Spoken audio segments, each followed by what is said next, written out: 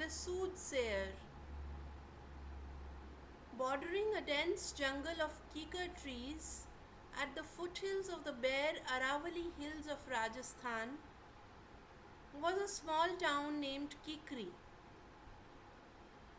The town teemed with folks who had settled in from all parts of the country to make it rather cosmopolitan as compared to its neighboring settlements. Apart from its variety, the town's men were rather modern in their thinking and strangely believed in empowering their womenfolk in sheer contrast to other areas of the state. Thus, within decades of settlement, Kikri had become the focal point for students, especially girls, aspiring to achieve high in life. The town thrived with students striving to become engineers, doctors, and civil servants, and even churned out many of them. One among such students was a girl named Arohi, whose family hailed from adjacent UP and had migrated to Kikri town, where Arohi's father worked as a police constable. Despite their humble lifestyle, her father was determined to turn his only daughter into an IPS officer. Arohi was burning the night lamp in preparation for the upcoming entrance exams, which would be followed by a rigorous training session too. With all the pain she was taking to fructify her dream, her health had started dwindling. For simple Arohi wasn't getting enough sleep and often suffered from blinding migraines. In between all of this, she was burdened with the stress of performing well, so much so that she started getting terrifying nightmares.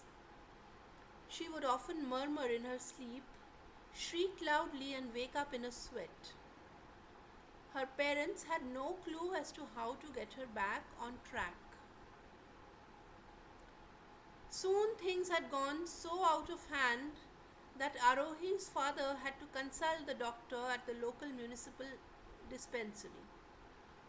He prescribed her a number of pills and capsules, but to no avail. Arohi's condition was going from bad to worse.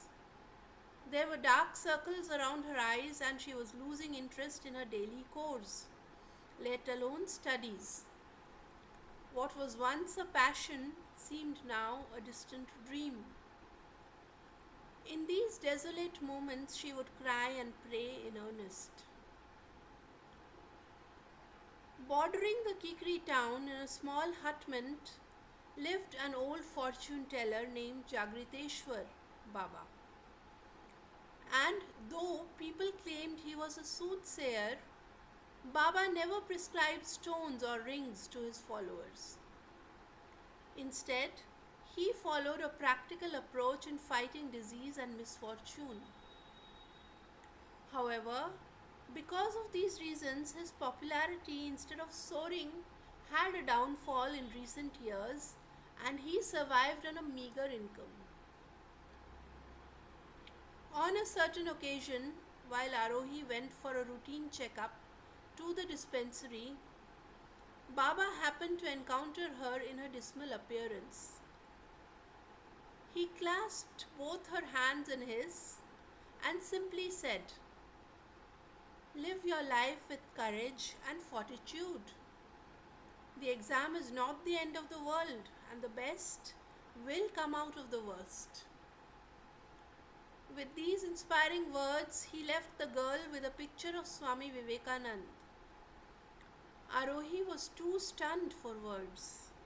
How on earth did the old man decipher her problem and even provide a remedy for it when this was their first meeting? Arohi was so awestruck that it left an indelible mark on her. She went to her college, got a book on Swamiji, and started eagerly pursuing it. Within weeks, she started showing signs of recovery. Her stress, seemed to have eased out, and she was back in shape within 3 months. Her zealous spirit returned, and with that came alive her long cherished aspiration of clearing the IPS entrance exam. As days passed into weeks and weeks to months, Arohi climbed higher on the mental pedestal. She was now a stronger girl, and a newfound conviction shone in her eyes.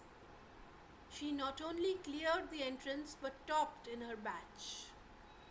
Through trials and tribulations, her dream had finally come true.